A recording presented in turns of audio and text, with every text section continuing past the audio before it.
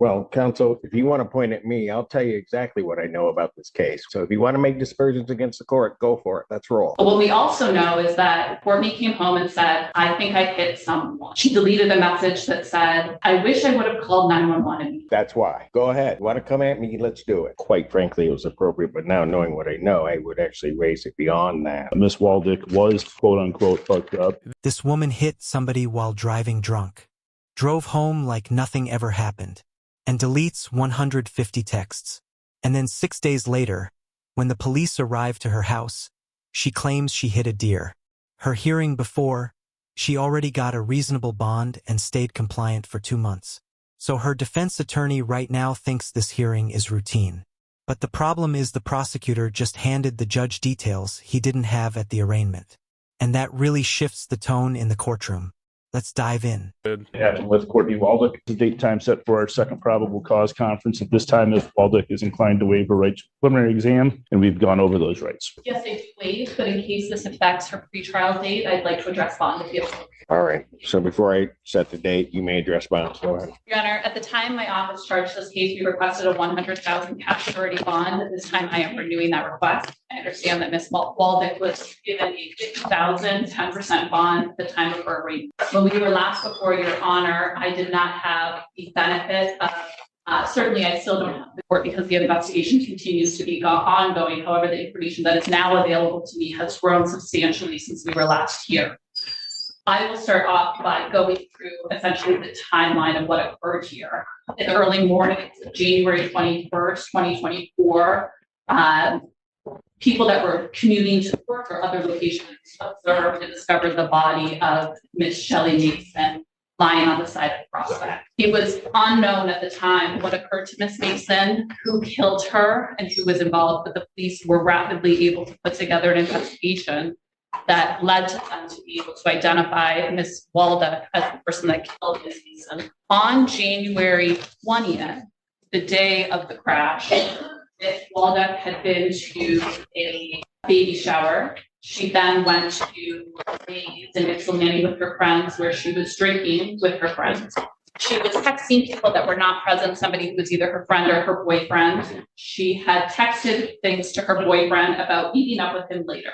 In her text messages to her boyfriend, she indicated that she was out drinking with her friends and that she would be continuing to be drinking with her friends. She referenced to him that she wouldn't feel comfortable driving too far to meet him later. And I apologize for my language, but that she was going to be really hopped up. She did drive instead, though. She drove her car and she killed Miss Mason. After getting home, she didn't stop. She did not call the police. After getting home, Miss Waldick saw her roommate. Her roommate's name was Sarah. Now, notably, we now know that Sarah actually drove that same route as Courtney a couple minutes ahead. Sarah did see Miss Mason alive and walking on the road. And Sarah initially told the police that she saw Miss Mason walking on the shoulder of the road, which is consistent with physical evidence in this case as well. But when Courtney got home, and this is sort of like Sarah's statement, as I understand it, as well as from the text messages that followed this, Courtney was quite hysterical.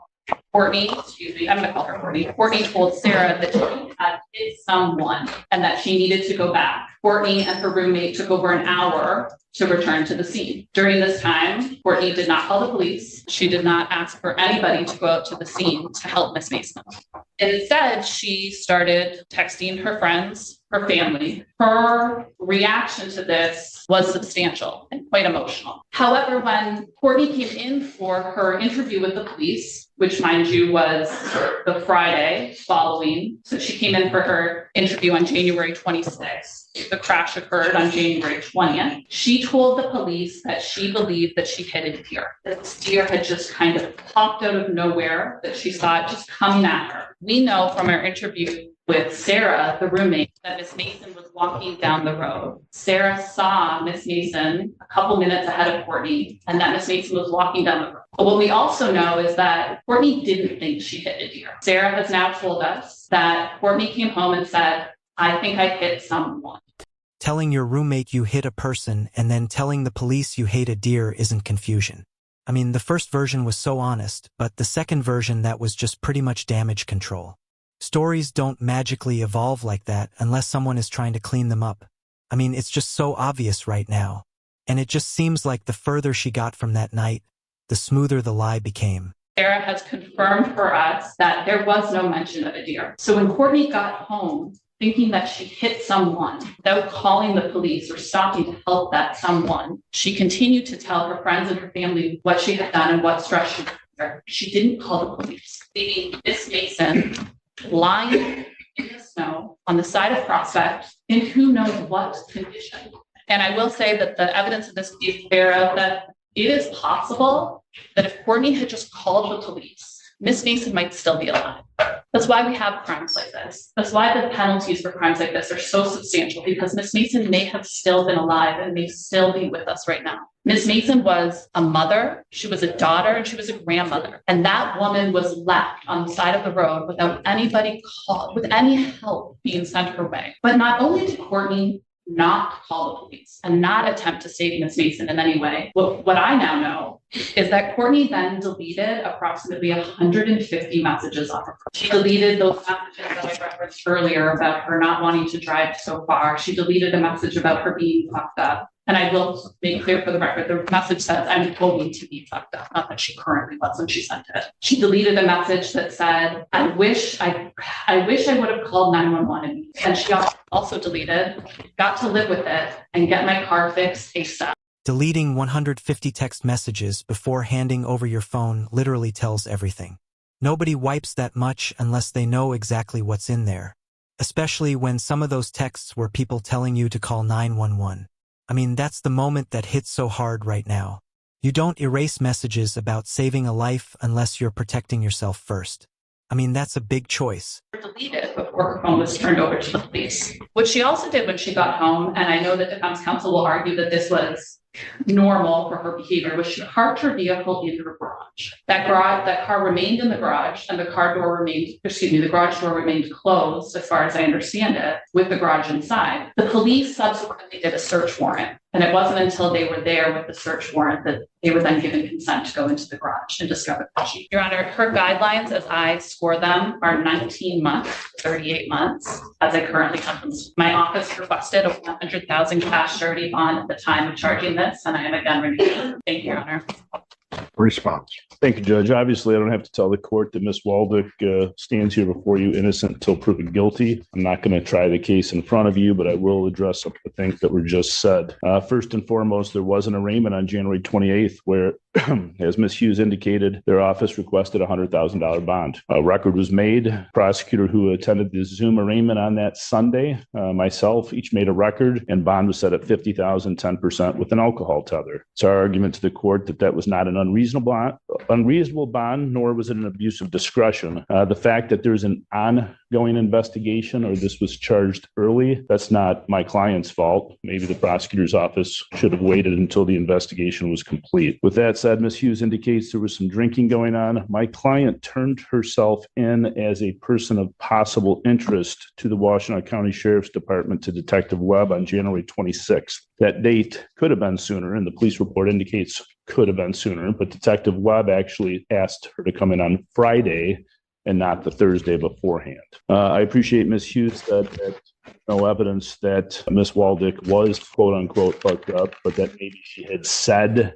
she was going to be. That talks about something in the future. It doesn't mean that she was. This same witness that Ms. Hughes talks about, and I don't think Ms. Hughes would, this Sarah, quote unquote, Sarah, who has come forth and said some things, is the same Sarah who said nothing about this originally. So now we have two different stories from Sarah, because originally Sarah said she had no idea what happened on the date in question. Ms. Waldick is now, since the arraignment, been before twice here on February 22nd for her. She's been compliant with bond the whole 2 months to today's date that she has been on bond since being arraigned, with an alcohol tether the whole time before she was released from jail, with absolutely no issues. So this is the second time before you, but including going to the Sheriff's Department to speak with Detective Webb, she's appeared 3 times. She's not a flight risk. In addition to being on alcohol tether and having no issues, she's also reporting, checking into community corrections weekly. I've heard nothing today regarding any bond violations because I don't think there are any. There's been no change in circumstances as we see it since the date of the arraignment. Ms. Waldick is definitely not a flight risk,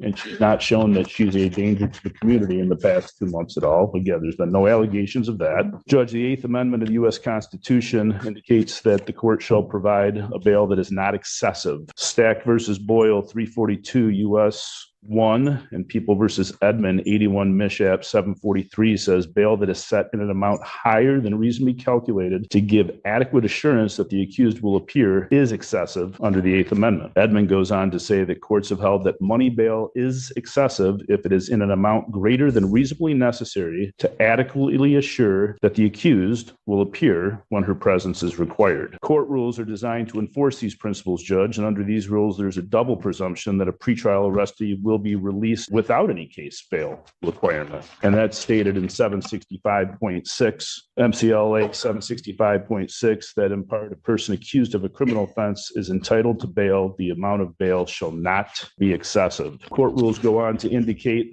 what the money bail should be and what is required, what's considered in terms of setting bond. And those things under subsection F 6.106 say a defendant's prior criminal record. She has none. Defendant's record of appearance and non-appearance or flight to avoid prosecution. She's been at everything. She's actually been at more. Well, that flight issue also includes concealment of evidence, doesn't it? And I guess this came up at the bench when we were here on, surprisingly, on 228 or 220, our last probable cause conference date, 222, when neither party had asked to address bond, but you had mentioned it. Well, counsel, if you want to point at me, I'll tell you exactly what I know about this case. What I know about this case is the warrants came to me. That's how I knew. And that it came to me because I'm in charge of all of these felonies and reviewing every bond that comes through. So that's how it came to me. So if you want to make dispersions against the court, go for it. Let's roll. I'm not making dispersions. I'm saying the court had asked us to approach and talked about bond. Because I'm putting everybody on notice where I am. That's why. Go ahead.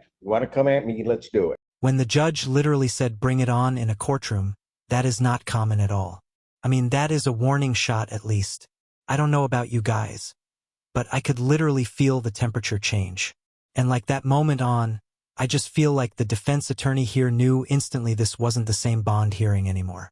Once a judge feels like counsel is trying to attack the court, patience disappears completely, and like compliance for 2 months literally doesn't erase what happened in the first 2 hours. I'm making a record as to. No, go ahead and make your record. I'm just telling you where I am. In addition, and obviously we know that search warrants aren't necessarily evidence. I appreciate that you know things or allege things because you were a party to the search warrants. In addition to what I've already indicated in terms of bond, she's not a flight risk. She's appeared at every court appearance. She's gone to the sheriff's department, met with Detective Webb. She consented to a release of and a search of her phone. She doesn't have any shown history of substance abuse or addiction, a mental condition, employed gainfully at a local hospital. She's got family members here. She's probably got about 5 family members here. She lives locally. She's got ties to the community. Again, bond is set at protecting the community and a flight risk. I think that what she has shown over the course of the past 2 months is she's neither. I'd ask that bond stay the same. Thank you. From the people. Nothing further, Your Honor. Thank you. Court and looking at the file until that the record is clear. Counsel came to the bench and the court was apprising counsel that the court had some concerns with the bond that was set. Neither counsel at that time was ready to raise the bond. There were certain things that came to the court's attention that were not in the magistrate's mind nor the magistrate's information at the time of the arraignment. I brought that to counsel's attention, quite frankly, out of fairness to both sides so that it could probably be argued before the court. What was not known, sir, the magistrate at the time, was that there was this delay. There was information that was provided to the magistrate at the time regarding the defendant turning herself in, which was somewhat confusing as to how that occurred. And I apprised counsel of that. What my initial conclusion or what I saw was based upon what was presented to me prior to that hearing. Additionally, since that time, something that was not available to the magistrate were these text messages, which lead also to the defendant's knowledge, which play into this court's mind as to this defendant's danger to the public. Furthermore, there is, in terms of the issue of flight, of concealment of evidence and the like, now the deletion of text messages and other evidence in this case, which had just been alluded to, the deletion of basically evidence, which I think also bears upon the defendant's risk in this case. Also, the likelihood, court can take into account the likelihood of conviction and other things as it regards to setting a bond. But certainly there is now clearly more information that's available to the court regarding this defendant, the offense that was committed and the like. The court, I will also take into account the fact that I don't have any community corrections violations. I don't have anything along those lines. I do not believe that given the information now available to the court, that the amount of the bond that was originally set, I do not believe that it is appropriate and that additional bond would be required in this case. Defendant's bond, Mr. Allen, the defendant's bond in this case will be increased. I think that the amount requested by the people was an appropriate amount. Quite frankly, it was appropriate, but now knowing what I know, I would actually raise it beyond that, but I will not do so. Raising bond to $100,000 and saying it would be higher if allowed is not subtle. I mean, that whole argument about her behaving since her lease, it's just gone. Bond isn't just about showing up to court. It's about whether you're a risk, and deleting evidence doesn't scream responsibility. I mean, if I were the judge here, I honestly probably would have raised it to a minimum of probably $250,000. But let me know if you guys agree. In this case, her bond will be increased from $50,000 cash surety to $100,000 cash surety. Are they, counsel, just for the purposes of anything, are they able to do that right now? We've made arrangements. There's a surety bondsman in the courtroom who can do that. If you can give us 15 to 20 minutes, it'll be taken care of. She'll be taken back and do that. I think they can do that. Hold on, sorry guys. We need to arraign her on the information. I apologize. I interrupted all of our proceedings. Oh, okay. Yes, that's to the circuit court. We'd waive the reading of the complaint and have the matter set for circuit court pretrial. I asked that she'd stand. She stands. Defendant having waived from a reading standing mute, the court will enter a not guilty plea. Pretrial, technically counsel and I'll do it for the convenience of your schedule. Technically, she would be given the end date, but if it looks like you're going to post, I can give the out date. So yeah, she'll be out. She'll be out. Second at 1:30 before slate Thursday. Pretrial May 2nd, 2024. 1:30 before, that's a Slay Monday, Slay Thursday. Judge, after that surety is posted, can I come back with proof so that, please? So yeah, she later plead guilty in her next hearing to failure to stop and report to police. And yeah, she ended up not getting charged with manslaughter, which I know a lot of you guys are going to have a strong opinion about that. So yeah, her sentence in jail ended up being 17 months, which personally I think is pretty low for the crime. And it kind of shows how much discretion a judge has at sentencing. And like, some people are probably going to say that it fits the charge that she took. And like, at the end of the day here, this case really came down to what the state could actually prove in court versus what people emotionally believe should have happened. So yeah, let me know in the comments, guys, what you guys thought about that outcome here and if you guys agree or not. Thank you so much for watching, guys. Make sure to like and subscribe as always, and take care.